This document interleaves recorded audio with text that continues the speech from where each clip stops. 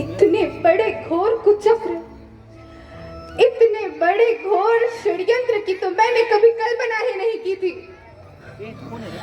ऐसे व्यर्थ प्रलाप मत कर मंथरा, मत कर। एक बात बता, तेरा इस प्रकार आग लगाने से इसमें तेरा क्या लाभ होगा?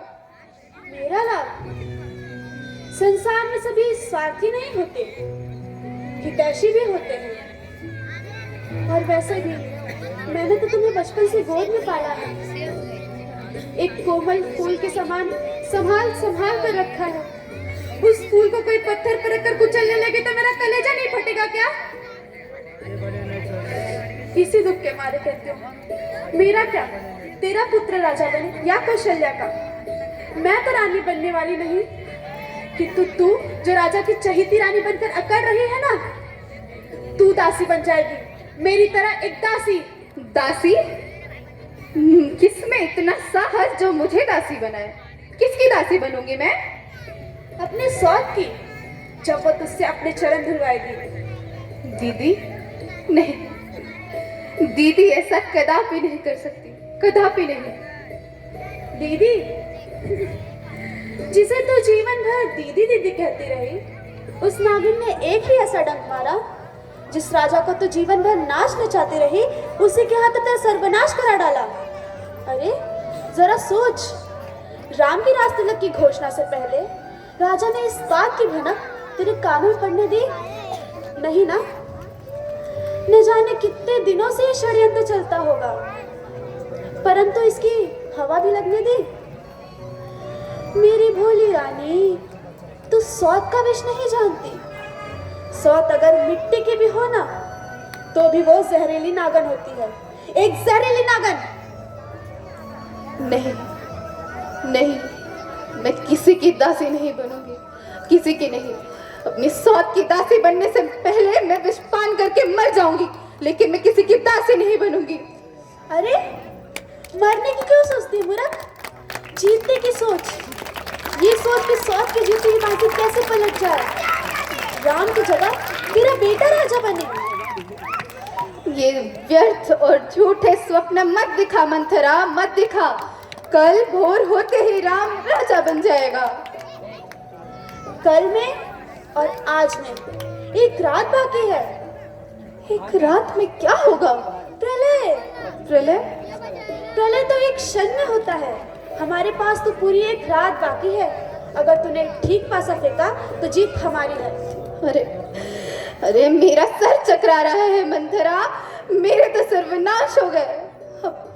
अब तू ही है जो है, तू जैसा बोलेगी मैं वैसा करूंगी। अब तुझसे बड़ा ही दश मेरा कोई नहीं, तू जो बोलेगी मैं वो करूंगी, तू जैसे रास्ता दिखाएगी मैं वैसे चलूंगी। अब रास्ता भी मैं ही बताऊं? तो और कौन बताएगा? तो सुन, महाराज के पास तुम्हारे 2 वर बाकी है। वरदान? क्यों भूल गई? जब देवता और असुरों में युद्ध हुआ था, तब महाराज उस युद्ध में इंद्र की सहायता करने के लिए गए थे। उस युद्ध में तुम भी तो थी। हाँ हाँ, उस युद्ध में महाराज बुरी तरह जख्मी हुए और वहीं मूर्छित हो गए। तब तुमने रथ को बड़ी ही कुशलता से वहां से निकाल कर लाई और महाराज के प्राण बचाए। राजा के शरीर में लगे हुए तीर तुमने निकाले और उनके प्राणों की रक्षा की। और तब महाराज ने प्रसन्न होकर कहा कि मेरी रानी, मैं तुम्हें 2 वर देता हूँ, मांगो, क्या मांगना है? और फिर तुमने कहा कि फिर कभी मांगो। अब वो 2 वर मांगने का समय आ गया है, जिससे हमारा काम बन जाएगा। अच्छा? हाँ, तुम्हारी पहली मांग रहेगी कि राम की जगह भरत का राज तिलक हो। वाह मंथरा वाह, तूने तो मेरे मुंह की बात छीन ली। तेरे मुंह में घी शक्कर। और दूसरे में राम को 14 वर्षों का वनवास। परंतु राम को वनवास क्यों? पिघल गई ना? अरे रूठ मत मंथरा, रूठ मत। तू जो बोलेगी मैं वैसे करूंगी, परंतु तू अगर कह रही है तो इसमें सचमुच कुछ ना कुछ तो सच्चाई होगी ही। परंतु मुझे कुछ समझा कर कहना। ये मोह माया का समय नहीं है, कूटनीति का समय है। राम ने अयोध्या की प्रजा के ऊपर अपना जादू डाल रखा है। वो उसे लेकर विद्रोह कर सकते हैं। इन प्रजा को वश में करने के लिए कुछ वर्ष लगेंगे। बोल, लगेंगे ना? इन 14 वर्षों में भरत राम की जगह अपना सिक्का जमा लेगा। बस बुला महाराज को, बदल दे समय की धारा और जीत ले बास।